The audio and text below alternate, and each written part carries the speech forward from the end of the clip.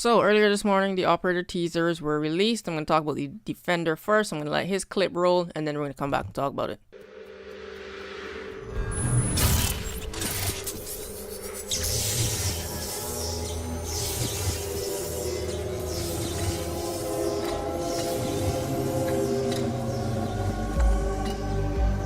Come, break your back against a mountain. So this is our newest defender called Cade, or Kaid, I don't know, maybe it's pronounced different because it's Moroccan. But yeah, so basically his gadget looks like Bandit from long range, and as you can see, it was attached onto the hatch. So we now have a defender that can defend the floor hatches from below, which is something I thought should have been in the game for a while. So I'm finally happy that it's coming this season, and I do think this operator is really gonna change how the game plays. Now I know everyone probably says that this season, but yeah, I think team composition, you're gonna have to bring a Thatcher or a Twitch or maybe an IQ so you can spot it, because most of the time people just bring Twitch and ignore Thatcher. But yeah, I definitely think their pick rates are gonna go up this season, and if your team doesn't have any of those, then I think it's gonna be really hard to attack a ground floor objective. For instance, think of the server room in Consulate where you have those two hatches. So can you imagine a team where you have Kaid, Mute, Bandit, and probably Jaeger to stop the EMPs from coming through doorways? It would really make attacking pretty hard.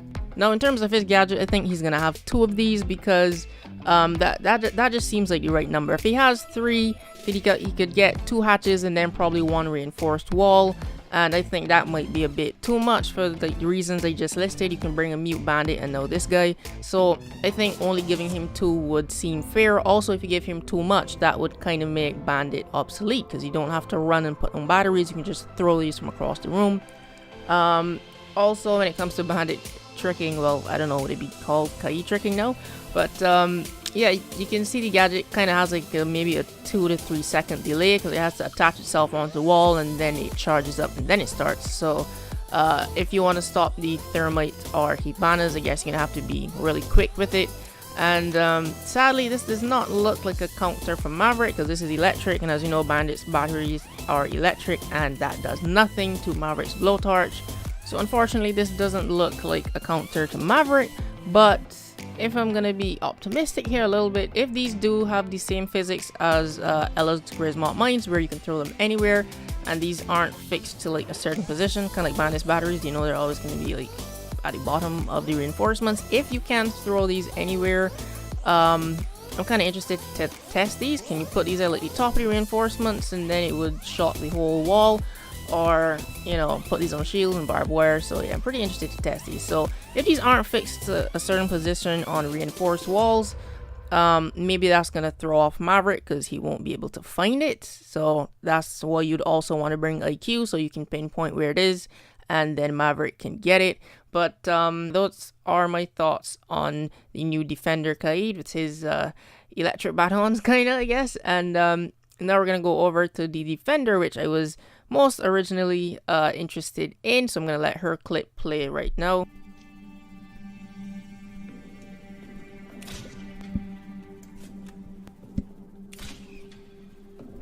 On the highest peaks I found the wind.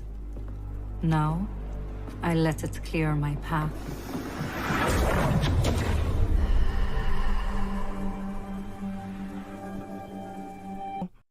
So that was a look at our second operator, the attacker Nomad. The first thing I want to point out is that laser sight, because at first I was like, wait, are they actually allowing us to turn off the laser sights now? But no, it just looks like the laser pointer for the gadget, kind of like how Hibana's X Kairos has that laser outline. So it kind of looks like the same thing here, but her weapon kind of looks like an AK variant, so that's pretty cool. Now, as soon as she puts down her gadgets, as soon as the defenders tend to push up on her, they're all sent flying everywhere.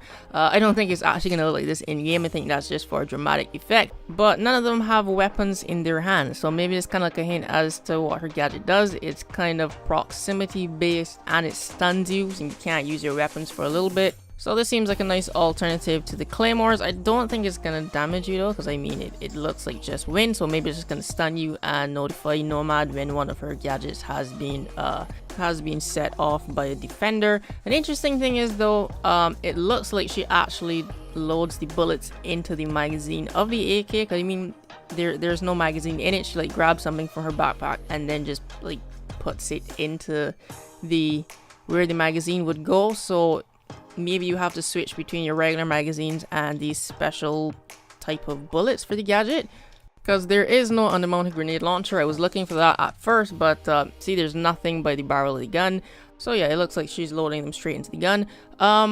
I don't know, like these are just guesses, because I mean you can tell straight away from the defender what he kind of does, but this one is just a little bit confusing, so I'm just using as much clues as I can look at here. But in the blog post for the new map that they were showing off, the fortress, I didn't talk about the map because I didn't do a video on covering that one, but they said they were designing the map based on the operators, so maybe that's going to be these two. There can be a lot of floor hatches that you can get with Kaid, and lots of places that you can put down Nomad's gadgets to, you know, watch her back for roaming defenders.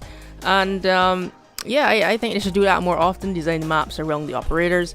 I didn't get to talk about the map, so my thoughts on that is honestly the map kind of looks good and it looks nice and open for once, because the recent maps we've been getting were just kind of a bunch of connecting rooms. This looks more open and spacious, so I like that. Also, it kind of reminds me of Donya Fortress from the Battlefield 3 Close Quarters DLC. I don't know if anyone remembers that, but so yeah, the season it's looking pretty good so far, so I'm just interested to see the full reveal later on this weekend. Yeah, I think that's about it for this video. So what are your thoughts on the new defender and the new attacker? You can leave them down in the comment section down below. What do you think they do? You can let me know. If you found this video helpful, you can leave a like and share it around, and subscribe for more Rainbow Six Siege content. We're covering everything up until the full reveal this weekend, so make sure you subscribe and stay tuned for that. But yeah, that's it for this video, so thanks for watching and I'll see you in the next one. Come, break your back against the mountain.